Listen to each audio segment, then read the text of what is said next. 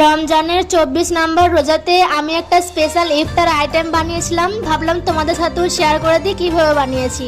আজকে আমি custard powder দিয়ে একটা ফ্রুট মিক্স বানিয়েছিলাম। অনেকেই এটা বানাচ্ছে, কিন্তু এর এক্সাক্ট নামটা কি আমি ঠিক জানি না। প্রথমে আমি দুধটা একটু গরম করে নিয়েছিলাম, তারপর আলাদা করে একটা বাটিতে অল্প দুধ নিয়ে 2 চামচ ক্যাস্টার্ড পাউডার ভালো করে মিক্স করে নিয়েছিলাম। এরপর সেই মিশ্রণটা পুরো দুধের মধ্যে ঢেলে ভালোভাবে নাড়িয়ে নিয়েছি।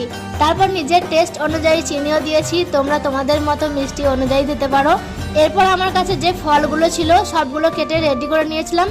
তোমরা চাইলে আরো বিভিন্ন রকম ফল ব্যবহার করতে পারো। আমার কাছে যতগুলো ফল ছিল আমি সেই ফলগুলোই এখানে ইউজ করলাম। তারপর একে একে সব ফলগুলো দুধের মধ্যে ভালোভাবে মিক্স করে নিয়েছি। আর সবার শেষে আমি চিয়া সিড দেবো ভেবেছিলাম, কিন্তু ওটা দিতে আমি ভুলে গেছিলাম। তোমরা এখানে যদি তোমাদের কাছে থাকে তাহলে সেটাও দিতে পারো, দেখতে সুন্দর লাগবে আর খেতেও কিন্তু বেশ সুস্বাদু লাগে। তারপর সবার শেষে আমি কিন্তু খেজুর, কাজু, কিশমিশ এইসব ছড়িয়ে দিয়েছিলাম। তারপর ভালো করে মিক্স করে নিয়েছিলাম।